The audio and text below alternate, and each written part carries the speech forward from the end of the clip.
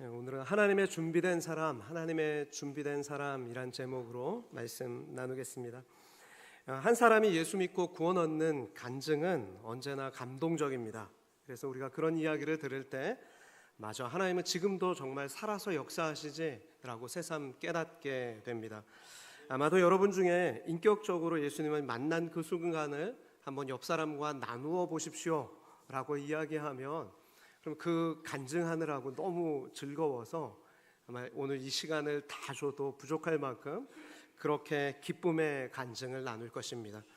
오늘 본문에도 그런 한 사람의 이야기가 나옵니다. 그는 로마 군대의 백부장 고넬료인데 하나님이 그를 정말 사랑하셨어요. 그래서 베드로를 통해 예수 그리스도의 복음을 그에게 전하게 하시고 그와 함께 복음을 들었던 모든 일가 친척, 가족들이 다 함께 복음을 듣고 성령으로 충만함을 받고 그 다음에 하나님을 찬양하게 되는 구원의 즐거움을 누리게 하셨습니다. 그들이 방언도 말하고 즐거움도 누리고 막 그런 역사가 일어나는데 우리가 여기서 좀 한 가지 주목할 점이 있습니다. 성경이 이 사건을 굉장히 중요하게 다룬다는 거예요. 사도행전 10장 1절에서 11장 18절까지 무려 66절의 긴 절을 이 고넬료의 회심 이야기를 다루고 있습니다. 심지어 사도 바울, 이방인의 사도로 아주 놀랍게 쓰임받고 있는 이 사도 바울의 회심 이야기보다 훨씬 더 긴 분량으로 고넬료의 회심 이야기를 다룹니다. 왜 그렇게 길게 중요하게 이 사건을 다루고 있을까요? 그것은 이 고넬료의 회심을 통해서 땅끝이라고 불리는 이방인 전도의 문이 열리기 시작했기 때문입니다. 사도행전을 보면 사도행전 1장에서 7장까지는 여전히 예루살렘 지역 안에서 복음이 왕성하게 전해지고 교회가 든든히 서가는 내용이에요. 그리고 8장부터 빌립을 통해서 사마리아의 복음이 전해지고 베드로와 요한이 그곳에 가서 예수 그리스도의 복음을 더 확신 있게 선포하고 주의 성령께서 교회를 든든히 서가게 하는 내용이 거기까지 내용입니다. 그리고 9장의 내용이 뭐죠? 바울의 회심 이야기가 나오고 이제 10장에서 드디어 고넬료의 회심을 통해서 이방인 전도, 그러니까 땅끝이라고 불리는 그 이방인 전도의 그 문이 열리는 거예요. 여러분, 이방인 전도는 지금 그 시간에 열린 이후에 2000년 동안 지금도 계속해서 그 전도의 사역이 이어지고 있는 아주 중요한 사건이 오늘 이 사도행전 10장 고넬료의 회심 이야기입니다.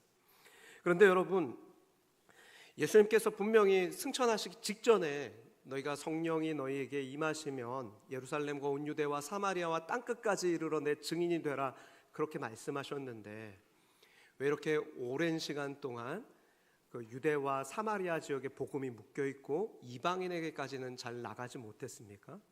여러 가지 이유가 있겠지만 가장 핵심적인 이유는 그들에게 선민 의식이 있었기 때문이에요. 유대인들에게.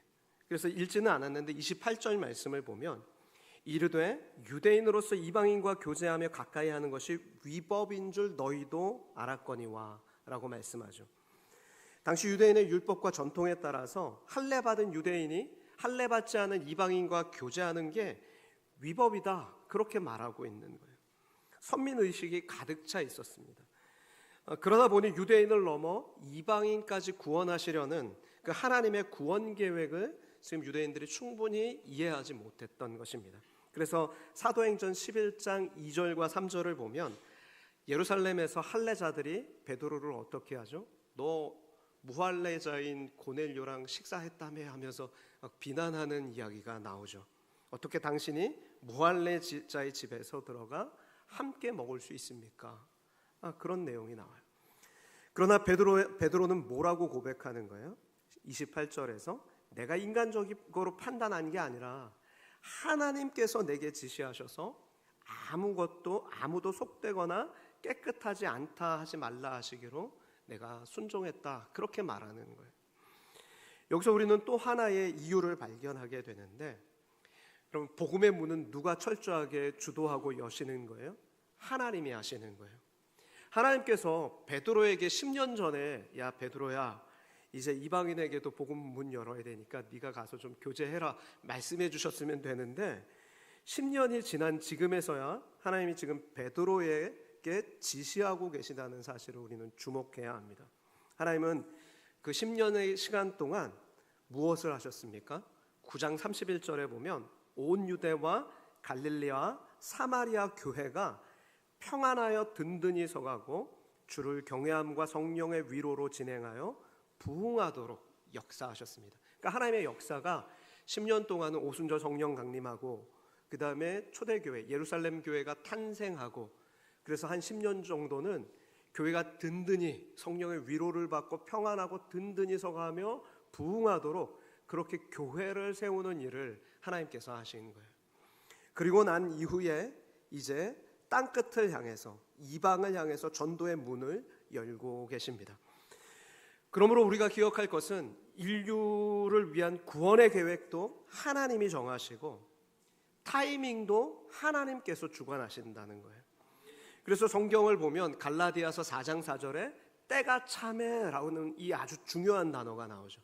때가 참에 하나님이 그 아들을 보내사 여자에게 나게 하시고 때가 참에 하나님이 예수님을 보내신 거예요. 근데 이 예수님을 보내시겠다는 약속이 언제 있었어요? 창세기 3장 15절에. 그 오래전에 약속하셨는데 때가 참에 하나님의 시간표가 딱 참에 그 아들을 이 땅에 보내신 거죠. 하나님의 구원 계획과 성취도 하나님의 역사 속에 있어요. 인생을 역사를 주관하시는 분도 하나님이고 인생을 주관하시는 분도 하나님이시고 누군가를 구원 얻게 하시는 그 타이밍도 하나님께서 주관하신다라고 성경은 말씀하고 있습니다. 그리고 언제나 그 방법은 사람이에요. 사람. 하나님은 전도에 미련한 것으로 사람들을 구원하기를 기뻐하세요. 그래서 지난주에 저희가 총동원 주일을 맞이해서 열심히 주변에 사람들에게 복음도 전하고 교회로 초청도 하고 또 전화로 먼 곳에 사시는 분들은 가까운 교회 가라 그렇게 전화도 하시고 했을 텐데 그래서 제가 보니까 한 20명 정도 이렇게 장기 결석자랑 새로 방문한 분들이랑 뭐 재방문하신 분들이랑 그런 분들이 있더라고요. 근데 그분들에게 하나님께서 지속적으로 복음의 문을 활짝 열어주시고 예수 그리스도를 인격적으로 만나게 하시고 흑암의 권세를 꺾어주시도록 우리는 계속 기도해야 합니다. 여러분이 계속 관심을 가지셔야 돼요. 총동원 주일 끝났으니까 이제 가을 총동원 주일까지 나도 쉬었다가 그때 또 초대해야지 이렇게 마음 먹으시면 안 되고 때를 얻든지 못 얻든지 항상 전해야 되는 거예요.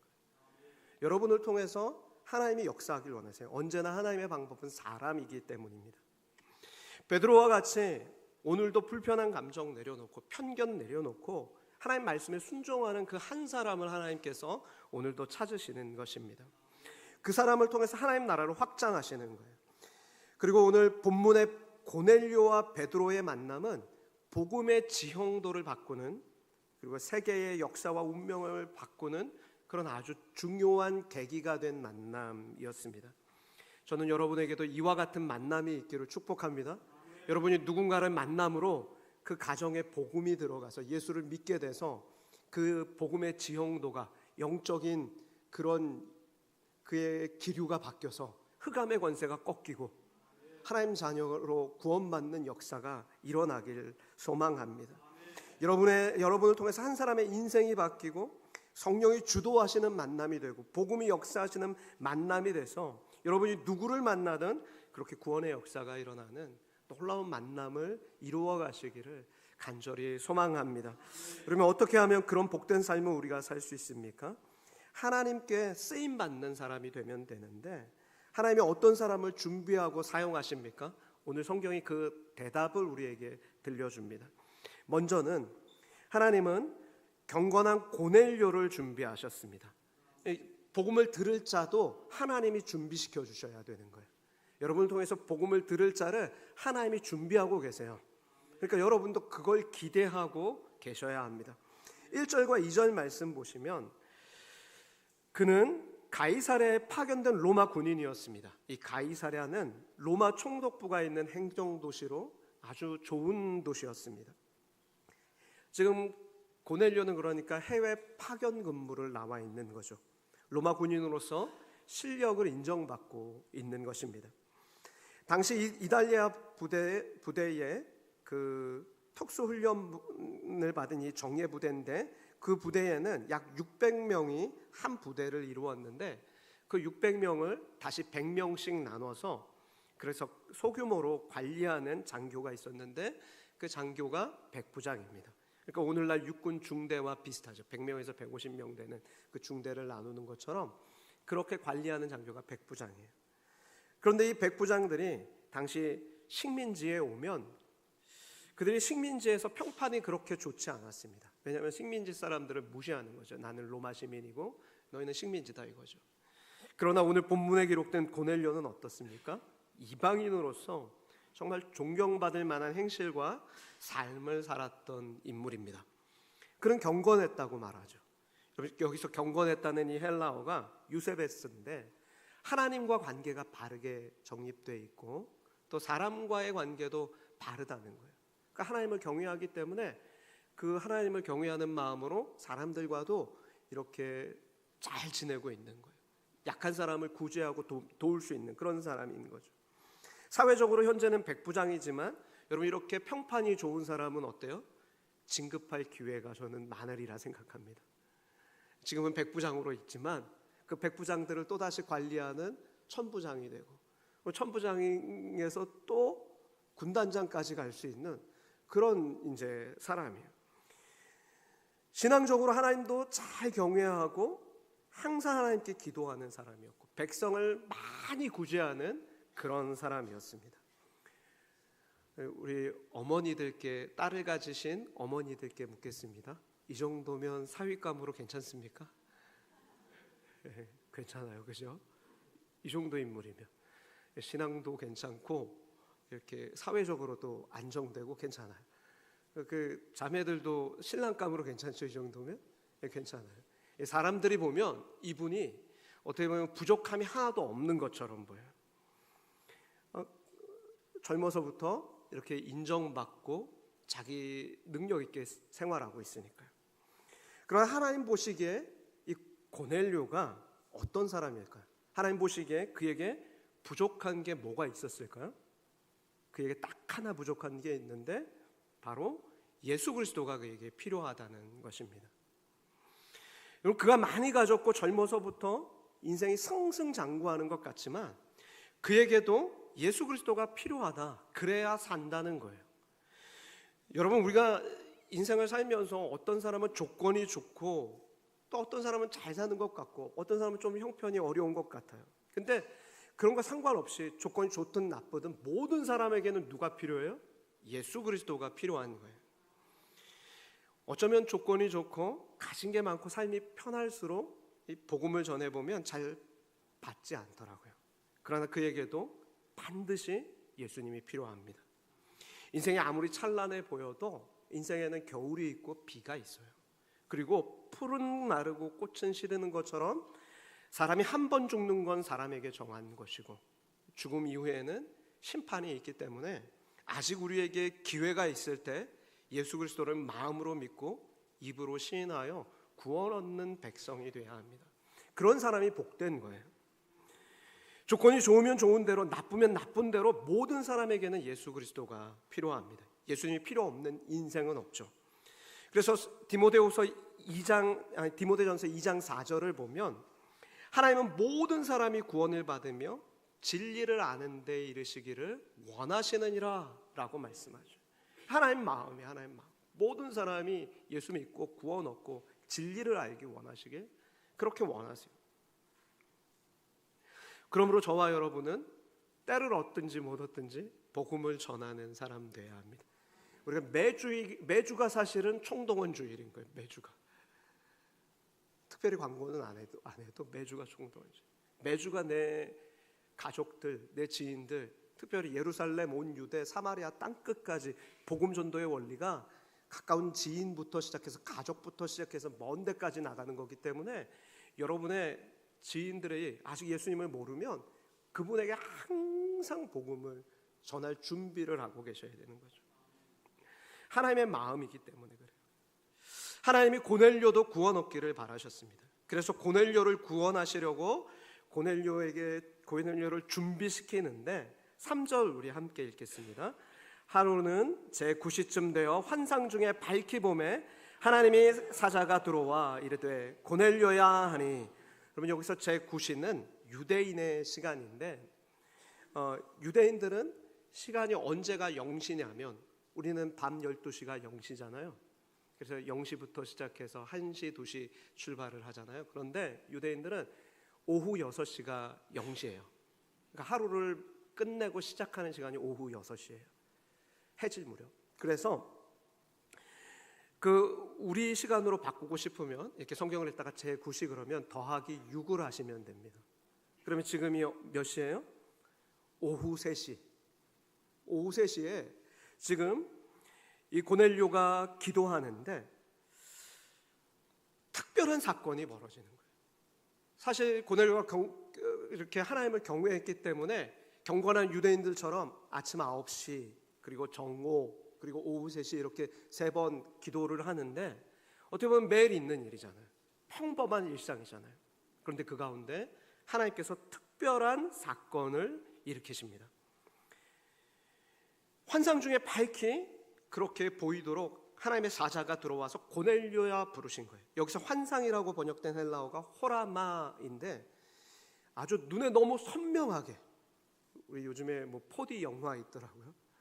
그럴 때 실감 나잖아요. 근데 그것보다 더 실감 나게 아주 명확하게 현실과 구분이 되지 않을 만큼 그렇게 명확하게 하나님께서 밝히 평생 잊을 수 없을 만큼 뚜렷하게 하나님의 뜻을 보여주시는 거예요. 마치 빛이 어둠을 뚫고 들어오는 것처럼 그렇게 하나님의 아들이 이 세상 가운데 성육신에서 유대 땅 베들레헴에 태어나신 것처럼 명확한 사건으로 이 일이 벌어진 것입니다. 왜 그렇게 하셨어요? 고넬료가 구원받도록 그 일을 행하고 계십니다. 저는 오늘날에도 매일 반복되는 똑같은 일상 속에서 여러분의 가족과 친지와 지인들 중에 아직 구원받지 못한 사람들을 위해 여러분이 기도할 때 이와 같은 역사가 일어나기를 축복합니다. 그런 특별한 하나님의 음성이 여러분에게 들려지고 하나님의 구원 역사가 준비시키시는 역사가 일어나기를 축복합니다.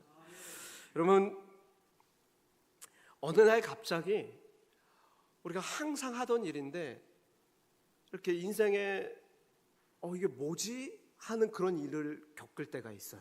가령 예를 들면 인생의 어떤 상실을 겪을 때죠. 질병이나 실직이나 이혼이나 사별이나 실패와 같은 그런 인생을 돌아보게 되는 때, 아니면 삶의 변화의 시기가 있어요. 결혼이나 출산이나 자녀가 이제 막 입학을 하거나 아니면 이사를 하거나 이직을 하거나 이런 여러 삶의 변화가 있을 때, 그럴 때는 우리가 평범한 일상 속에서 이거 뭐지? 하는 그런 순간이에요. 특별한 사건이 발생하는 시간이죠. 그런데 그때가 하나님이 말씀하시는 시간이에요. 그런데 그때에 믿지 않는 분들도 복음의 수용성이 굉장히 높아지는 시기예요. 그래서 언제 복음을 가장 잘 받아들이냐면 생애 이런 변화 주기, 이런 때 복음을 굉장히 잘 받아들여요. 그래서 누가 복음을 전하기가 가장 좋은 대표적인 분들이냐면요, 아기 엄마들이 너무 힘들거든요. 아기 키우면서 이쁘면서도 힘들고 막 그러거든요. 그럴 때 의지할 분이 필요해요.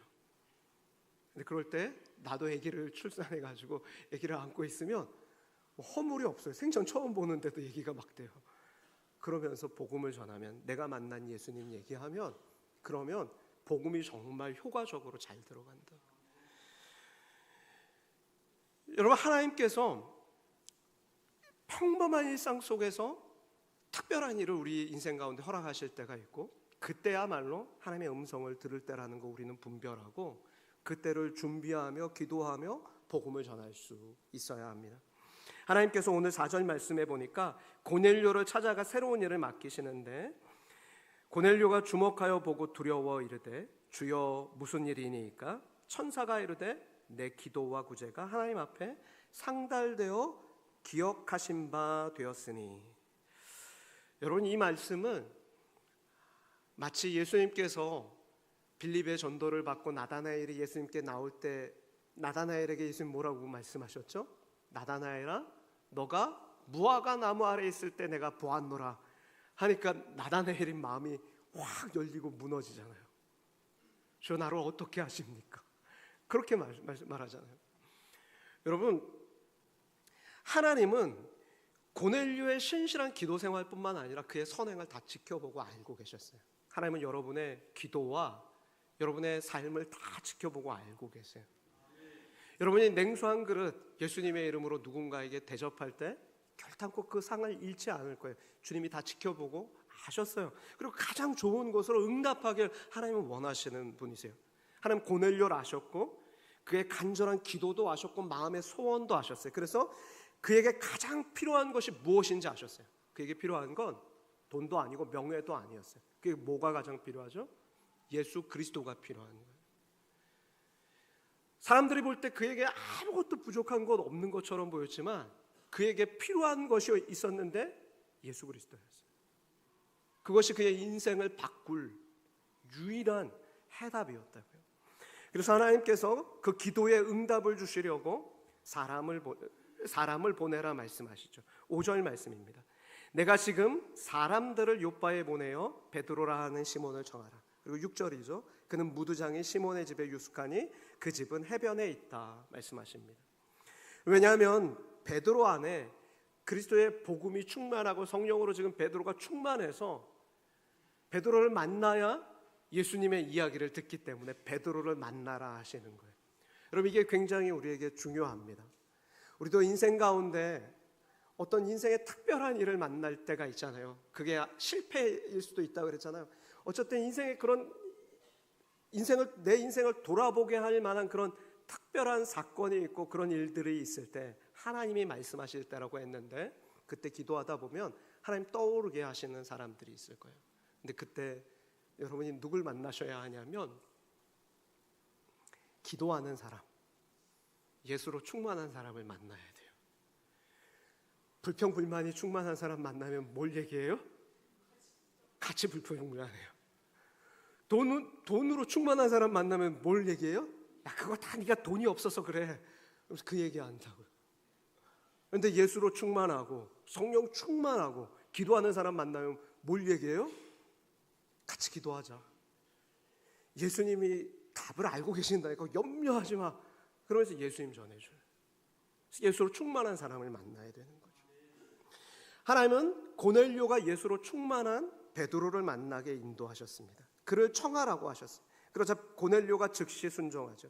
집안 하인 둘과 부하 가운데 경건한 사람 하나를 불러서 이 일을 다 구하고 요바로 보냅니다.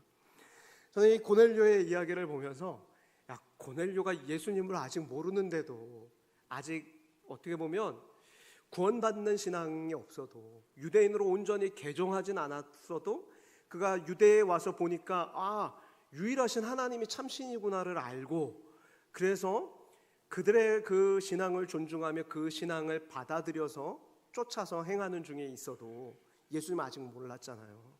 그런데도 그는 하나님을 경외했기 때문에 집안이나 직장에서 완전히 똑같은 삶을 산 거예요. 신실하게 산 거예요. 그런데 오늘날 우리는 예수 믿는데도 어떻게 살아요?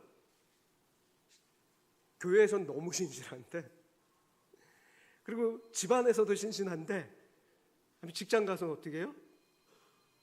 그렇든지 아니면 대부분은 이래요.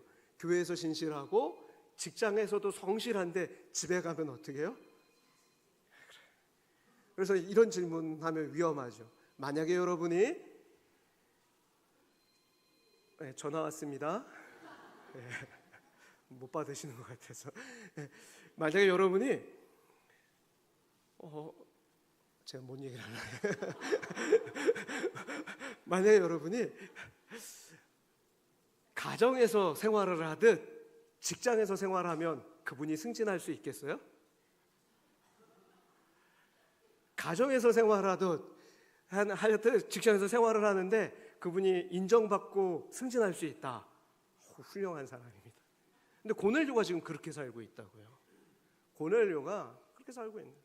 교회에서나 직장에서나 가정에서나 똑같이 그렇게 사는 거죠.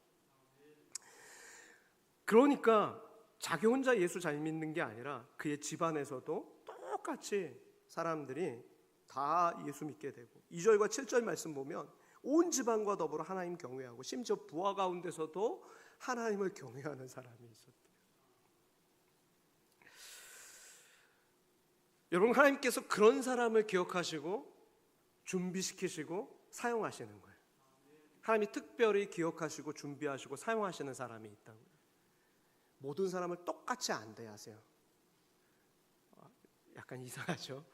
물론 하나님이 우리가 아직 죄인 되었을 때에 그리스도께서 우리를 위하여 죽으심으로, 그죠? 하나님께서 우리에 대한 자기의 사랑을 확증하셨어요. 이 하나님 우리를 사랑하셔요. 그렇게. 그런데 하나님이 특별히 기억하시고 특별히 사랑하셔서 특별히 준비시켜셔서 하나님 나라의 일에 동참시키는 사람이 있다고요. 그런 사람들이 있어요. 그렇게 훈련시키시고 사용하시는 사람이 있어요. 그 많은 바리새인 중에 바울을 택하셨잖아요. 그런 사람들이 있어요. 그 많은 백부장 중에 고넬료를 택하셨잖아요. 그런 사람이 있다니까요. 그런 사람이 어떤 사람이에요? 오늘 본문에 보니까 기도하는 사람이에요. 그런 사람이 어떤 사람이에요? 오늘 본문에 보니까 하나님을 마음으로 경외하면서 신앙대로 삶에서 사는 사람이에요. 그런 사람이라고. 저는 여러분이 그런 사람이 되기를 축복합니다.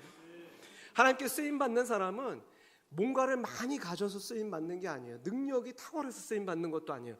디모데후서 2장 19절에서 23절 말씀을 쭉 읽다 보면 어떤 사람이 하나님께 쓰임받냐면, 큰 집에 금그릇, 은그릇, 나무그릇, 질그릇 다 있는데 어떤 사람이 쓰임받는다고요?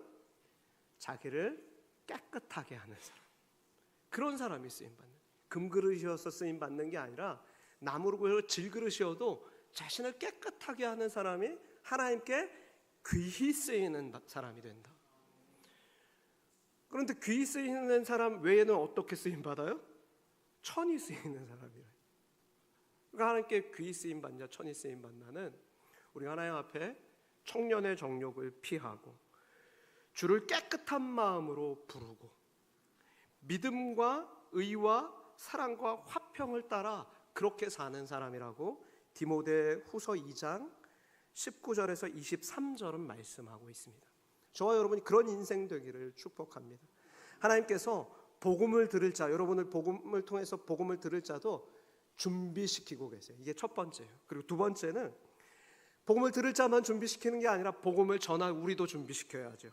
그래서 두 번째 대제예요. 베드로의 편견을 하나님은 깨뜨리심으로 그를 준비하셨습니다. 그럼 9절 말씀을 보세요. 베드로 역시 제6시, 몇 시예요? 6을 더하니까 정오지요. 정오에 낮 12시에 지붕에 올라가서 하나님 앞에 기도하다가 하나님께서 보여주시는 환상을 보게 됩니다.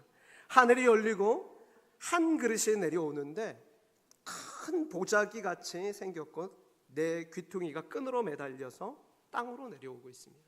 그런데 그 안에 보니까 각종 짐승이 담겨 있어요. 12절 말씀 보세요. 네발 짐승과 기는 것과 공중에 나는 새들이 있대요. 하나님께서 베드로에게 일어나 잡아먹으라 그렇게 말씀하시죠. 일어나 잡아먹으라. 그러나 그 안에 유대인의 관점에서 볼 때, 율법의 관점에서 볼 때 속되고 깨끗하지 않은 것들이 있어요. 그래서 베드로가 어떻게 하죠? 거절하죠. 주여 그럴 수 없나이다. 속되고 깨끗하지 않은 것 저 먹지 않았습니다. 그렇게 얘기해요. 여러분, 베드로의 이 대답은 어떻게 보면 베드로가 경건한 유대인이었다라는 것을 증명해줘요. 그는 경건한 사람이었어요. 레위기 11장 44절에서 하나님 뭐라고 말씀하셨냐면, 내가 거룩하니 너희도 몸을 거룩하게 하고, 그런데 그 몸을 거룩하게 하는 방법이 뭐냐면요, 땅에 기는 길짐승으로 말미암아 스스로를 더럽히지 말라. 그러니까 부정한 음식들 먹지 말라. 그렇게 말씀하는 거예요. 심지어 정결한 짐승이어도 죽은 사체를 만지면 부정하게 된다는 거예요. 그런 11장의 정결의식에 관한 말이 있어요. 그러니까 그 이후로 이 정결의식을 아는 모든 경건한 유대인은 부정한 짐승을 결코 먹지 않았습니다. 그래서 에스겔 선지자 역시 에스겔 4장 14절에 보면, 나는 어려서부터 지금까지 스스로 죽은 것이나 짐승에게 찢긴 것을 먹지 아니하였고 가증한 고기를 입에 넣지도 않았습니다. 그렇게 말해요. 자기를 부정한 음식으로부터 구별하는 삶을 살았다는 거죠. 그리고 다니엘서 1장 8절을 보면 다니엘 역시 왕의 음식과 포도주로 내 몸을 더럽히지 않겠습니다. 경건한 유대인들은 다 그렇게 부정한 음식 먹지 않았다고요. 어쩌면 이러한 태도는 고린도전서 10장 31절 너희가 먹든지 마시든지 무엇을 하든지 하나님의 영광을 위하여 하라 하신 이 말씀과 일맥상통하는 경건한 삶의 태도예요. 여러분, 우리도 오늘 이 시대에 먹든지 마시든지 무엇을 하든지 하나님의 영광을 위해서 하셔야 돼요. 그냥 내가 좋으니까 먹는다, 그런 거 아니에요. 우리는 음식을 먹어도 하나님의 영광을 위해서 먹어야 된다고. 그 정도의 우리가 신실함을 회복하셔야 되는 거예요. 그러므로 한국 사회에서 먹어야 될 거 있고 안 먹어야 될 거 있어요. 그죠? 뭔지 아시죠? 시옷으로 하는 그 하나, 그리고 디귿 비읍으로 시작하는 그 둘. 한국 사회에서는 사실 경건과 멀어요. 그거는 멀리 하셔야 돼요.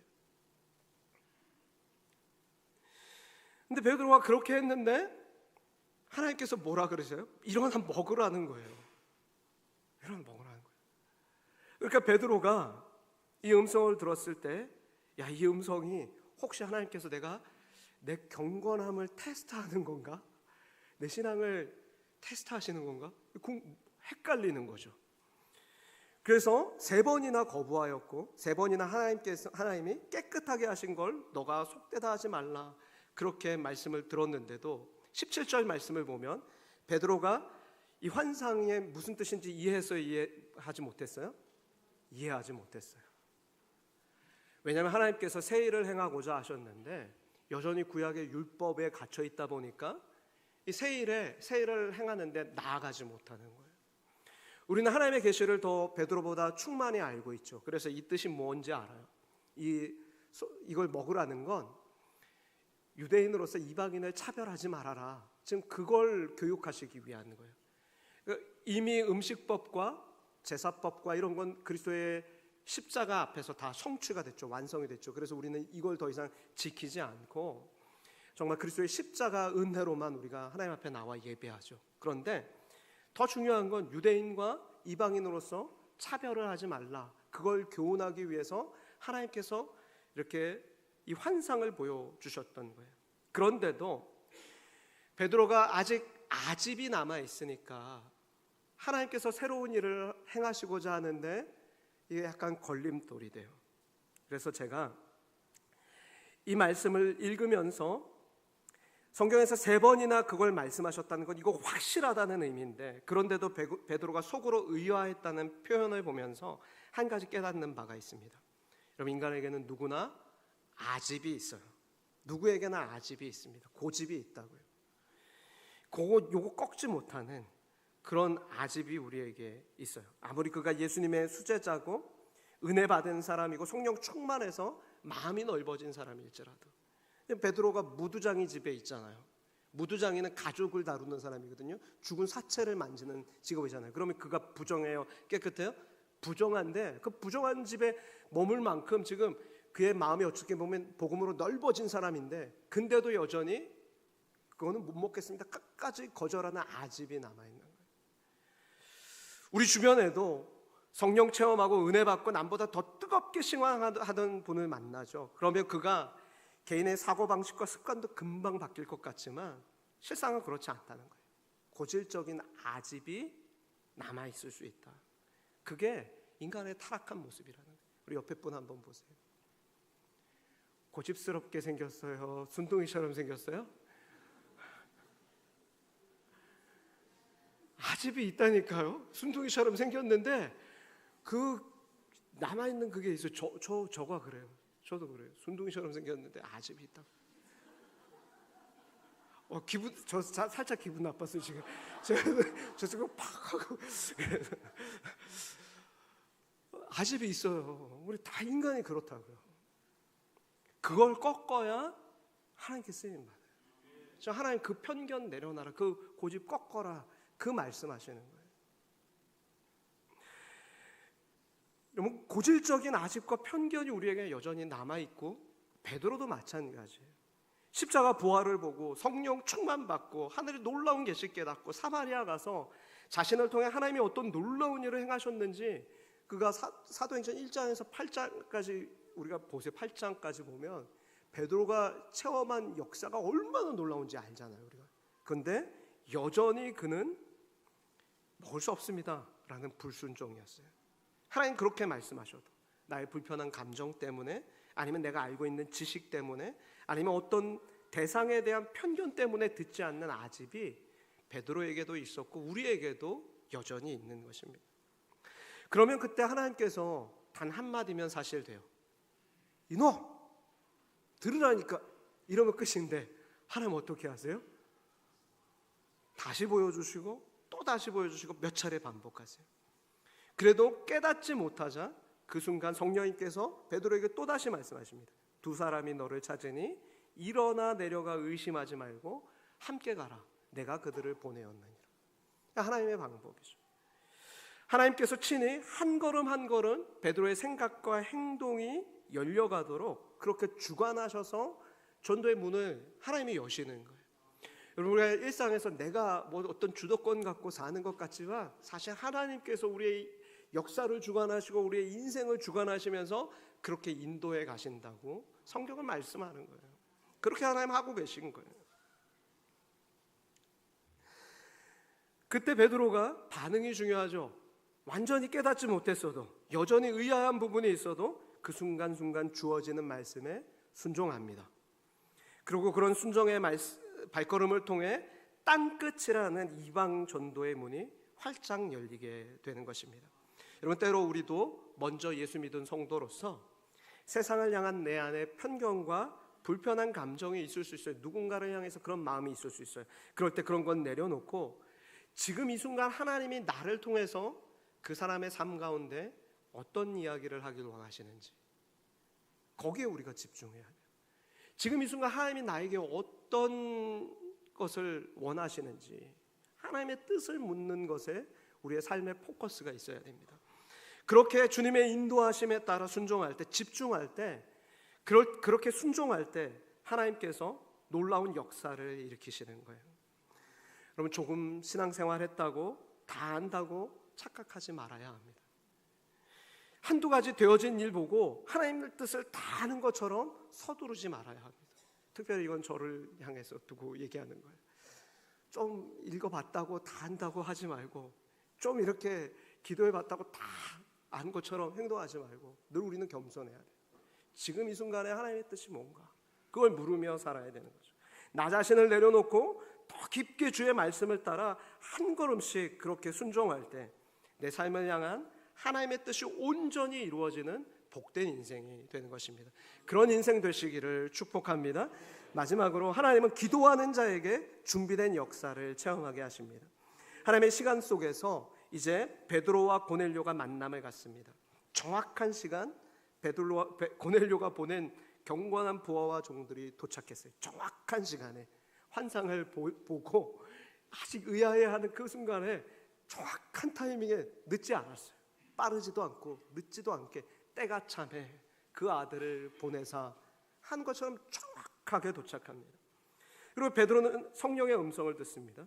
내가 보낸 사람들이니 의심하지 말고 함께 가라는 거예요. 우연한 만남이 아니에요. 하나님 계획하신 만남이죠. 그렇게 기도하던 고넬료와 기도하는 베드로에게 하나님께서 응답해 주심으로 두 사람의 만남이 이루어졌어요. 그리고 두 사람의 만남을 통해 복음의 지형도가 바뀌고 이방 전도의 문이 열리기 시작했어요. 그리고 그때 열린 이방 전도의 문은 2000년 동안 지금까지 이어지고 있습니다. 저는 여러분에게도 그런 만남의 축복이 있기를 소망합니다. 하나님은 언제나 만남을 통해서 인생을 바꾸고 역사를 바꾸시는 분이기 때문에 그래요. 그래서 자녀들을 위해서 기도할 때도 주님, 우리 자녀들에게 만남의 축복 주십시오.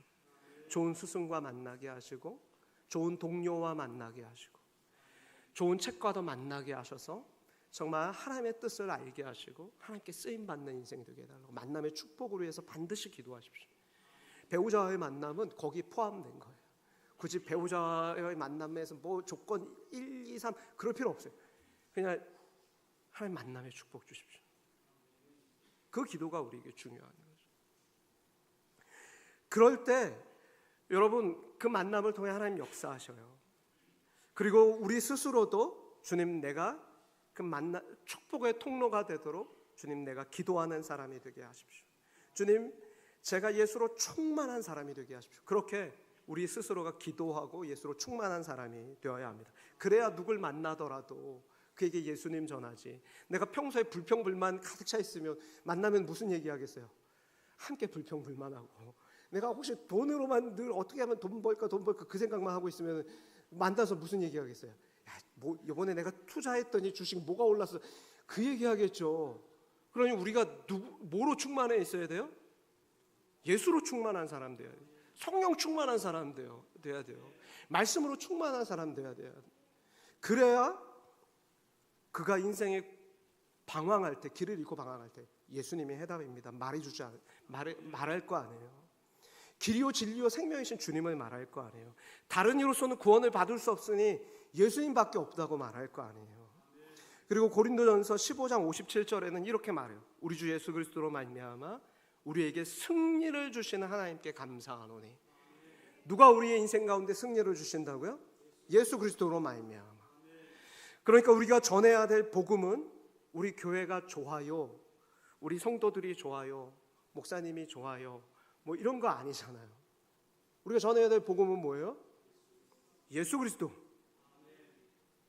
당신에게는 예수님이 필요합니다. 그걸 전해야죠. 고난 중에도 흔들리지 않는 위로는 예수님입니다. 죽음 앞에서도 담대할 수 있는 이유는 예수님입니다. 당신의 자존감이 바닥으로 떨어졌어도 당신의 인생이 괜찮은 이유는 예수님밖에 없습니다. 주님을 만나야 합니다. 주님이 당신의 인생을 책임질 것입니다. 그걸 전해야죠. 그렇게 저와 여러분이 예수로 충만해서 주님만 전할 수 있기를 축복합니다. 사회적인 지위도 신분도 생활도 뭐 하나 부족함 없어 보였던 이 고넬료에게도 예수님의 복음이 필요했습니다. 그때 하나님께서 고넬료에게 베드로를 만나게 하셨고 성령 충만하고 예수 충만한 그를 베드로를 통해서 그의 온 집이 복음을 듣고 성령 세례도 받고 그리고 기쁨으로 온 가족이 그렇게 하나님을 높이는 그런 구원의 즐거움을 주었습니다. 바라기는 그 두 사람의 만남이 복음의 지용도를 바꾼 것처럼 저와 여러분에게도 그런 만남의 축복이 있기를 주님의 이름으로 축복합니다. 저와 여러분이 누구를 만나든 성령이 주도하시는 만남, 복음이 역사하시는 만남이 돼서 한 사람의 인생을 바꾸고 그 가정에서 흑암의 권세가 꺾이는 일이 일어나고 구원받는 놀라운 역사가 일어나기를, 그런 한 주간이 되기를 주님의 이름으로 간절히 축복합니다. 기도하겠습니다. 하나님 아버지, 우리에게 예수 그리스도, 이 땅의 소망이신, 유일한 소망이신 예수 그리스도의 이름을 주시니 감사합니다. 주님은 지금도 가장 정확한 때에 구원받을 자를, 그의 마음을 준비시키시고 또한 복음을 전할 자를, 베드로를 준비시키셔서 둘을 만나게 하시고 구원의 역사를 이루신 것처럼 오늘날 이 시대에 우리의 삶 가운데도 그런 만남의 축복을 주시니 감사합니다.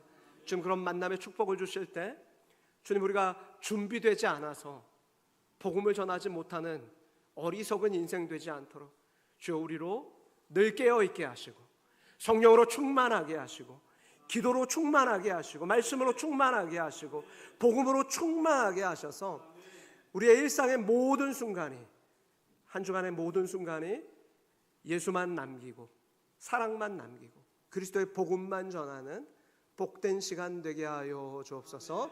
감사드리며 예수님의 이름으로 기도합니다. 아멘.